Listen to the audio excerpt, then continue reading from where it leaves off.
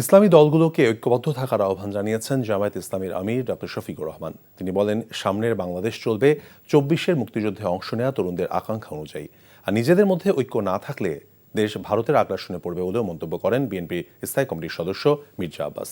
ভারতকে সতর্ক করে তিনি বলেন, বাংলাদেশে আগুন জ্বললে ভারতও নিরাপদ থাকবে না। ইফতেখার রেজার আরেকটি রিপোর্ট। রাজধানীর সোহরাওয়ার্দী উদ্যানে বিভেদ নয় ঐক্য, এই প্রতিপাদ্যকে সামনে রেখে সাধারণ পরিষদের দ্বাদশ অধিবেশনের আয়োজন করে খেলাফত মজলিস। আজকের দ্বাদশ অধিবেশনের উদ্বোধন ঘোষণা করছি। সাবেক আমির মোহাম্মদ ইসহাকের উদ্বোধনী বক্তব্যের মধ্য দিয়ে শুরু হয় সম্মেলনের আনুষ্ঠানিকতা। সম্মেলনে উপস্থিত হন বিভিন্ন রাজনৈতিক দলের শীর্ষ পর্যায়ের নেতারা। আমন্ত্রিত অতিথির বক্তব্যে জামায়াত আমির ইসলামী দলগুলোর প্রতি ঐক্যের ডাক দেন, আর বলেন যেন দলগুলোকে বিভক্ত করে কেউ অনৈতিক সুবিধা না নিতে পারে। সমস্ত সৃষ্টির স্রষ্টা যে বিধান দিয়েছেন তার বাইরে মানুষের জন্য কোনো মুক্তির পথ খোলা নেই। একমাত্র পথ হচ্ছে আল কোরআনের শাসন।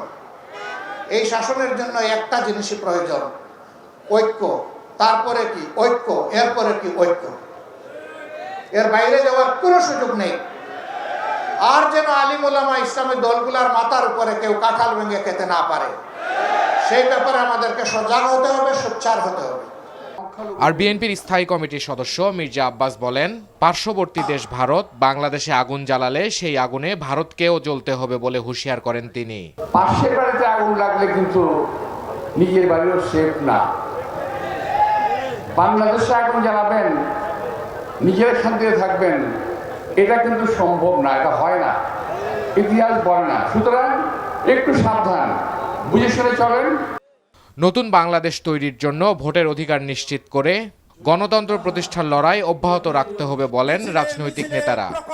আমরা জিতেছি, এখন লড়াই হচ্ছে ওই যে আন্দোলনের মধ্যে দিয়ে স্লোগান উঠেছিল, এই বাংলাদেশ চাই না, নতুন বাংলাদেশ চাই। নতুন বাংলাদেশ গড়বার লড়াই, যে ভোট কেড়ে নিয়েছিল, গণতন্ত্র কেড়ে নিয়েছিল, সেই গণতান্ত্রিক দেশ করতে চায়। আওয়ামী লীগ সবচেয়ে বেশি আক্রোশ মিটিয়েছে আলেম ওলামাদের উপর, আর করেছে সীমাহীন দুর্নীতি বলেন সম্মেলনে বক্তারা। Iftekhar Reza, NTV news, Dhaka.